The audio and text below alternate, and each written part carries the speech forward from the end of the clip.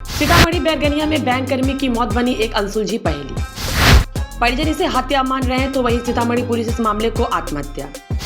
मृतक गोनू दास के भाई का कहना है कि पुलिस के पास मेरे भाई के द्वारा आत्महत्या संबंधी कोई भी ठोस सबूत नहीं है। मृतक की माता की आंखों से बहने वाले आंसू और उसकी चीख पुकार साफ तौर पर कह रही है कि उसके बेटे की हत्या हुई है।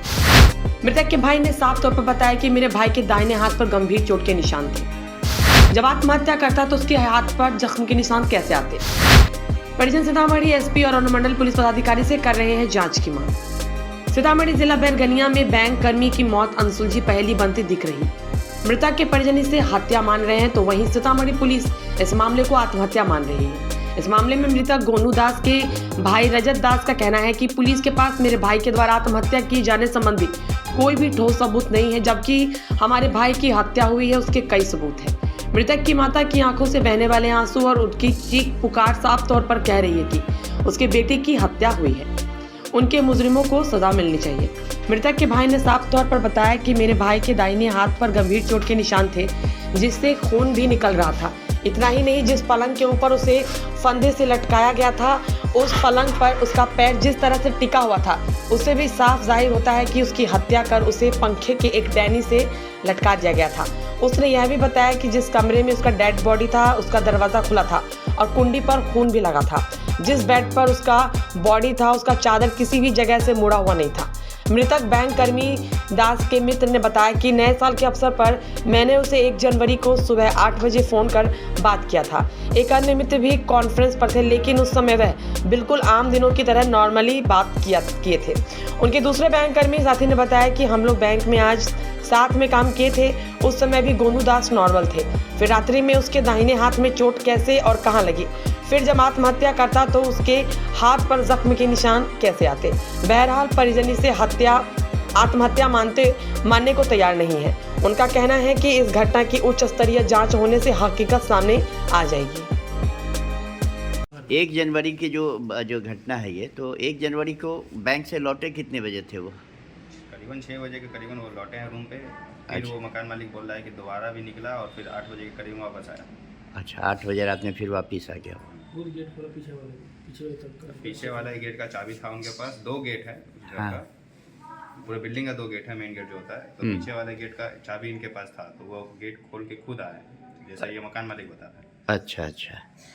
और एक मकान मालिक पे शक करने का एक और तरीका है, मतलब वजह है कि वो कुछ महीना पहले भैया हमको बताया था कि कुछ पैसा मकान मालिक भैया से लिए हुए हैं, कर्जा लिए हुए हैं। अच्छा।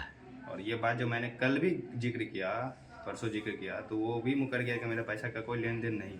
अच्छा। और चलिए यहाँ तक हो सकता है कि हमको भैया झूठ बोल दिया या हम झूठ बोले किसी रीजन से फंसाने के, लेकिन अब बैंक का भी आदमी एक बोल रहा है, जैसे ये बात बोले तो वो हमको साइड में लेके बोला हुआ है कि ये बात सच है। ये वो जिक्र हमको भी गुनू किया हुआ है। मकान मालिक पैसा लिया है गोनू से। अच्छा अच्छा। ये जिक्र हमने किया, वो मुकर गया। और वो बैंक का आदमी बोल रहा है कि हमें भी बताया हुआ था गोनू एक बार, ये ऐसा ऐसी बात है, पैसा रखा हुआ है, जब मांगते हैं उसको तो आजकल करता है। तो वो सजेशन दिए थे कि तुम एज अ रेंट में ही माइनस करते जाओ, लेकिन ये सीधा साधा आदमी है, नहीं करता था। इसका मतलब मोटा अमाउंट होगा ये। कॉल आया, मम्मी को रोने के बाद सुने हम गए, पता चला ऐसे हुआ। फिर दूसरा कॉल मकान मालिक किया मम्मी के ही नंबर पे, पूछा हमसे आप लोग कितना देर में आइएगा, हम तब तक गेट तोड़ने जा रहे हैं। ठीक, तोड़ने जा रहे हैं। अच्छा, गेट अंदर से लॉक था? अभी यहाँ जहाँ तक भी बताया, पहले पूरी बात सुनिए। अच्छा हाँ। गेट हमको बोला कि गेट आप लोग आ रहे हैं, हम लोग गेट तोड़ने जा रहे हैं। ठीक। तो मतलब गेट नहीं टूटा था, गेट अंदर से लॉक था उसके बोलने के हिसाब से। जब गेट बंद था तो आपने पहला कॉल में बताया कैसे दिया, आपको पता कैसे चल गया कि फांसी लगा लिया है, आपका बेचवा आत्महत्या कर लिया है? बिल्कुल पता कैसे चला? सवाल तो बंद है। तो खिड़की भी ट्रांसपेरेंट, कुछ दिख ही नहीं रहा था ना, खिड़की से दिख रहा था, और आपके बोलने के हिसाब से गेट बंद था, तो आपने देखा कैसे? और फिर वहाँ पे जाने के बाद फिर जब हम गेट देखे, गेट तो टूटा हुआ नहीं है, आप बोले तो तोड़ने जा रहे हैं, तो ये सामने है आपके, तो बोले कि हम आपको कब बोले कि गेट हम तोड़ने जा रहे हैं? मुकर गया वो तुरंत। तो आप लोग जब वहाँ गए तो गेट खुला हुआ था? हाँ, गेट में बाहर से कुंडी लगा था, प्रशासन था वहाँ पे। ओ अच्छा, अंदर से खुला हुआ था? खुला हुआ था। अब वो मुकर रहा है कि हम आपको फोन पे बोले ही नहीं है कि वो गेट तोड़ने वाला बात हम बोले ही नहीं है, वो मुकर रहा है।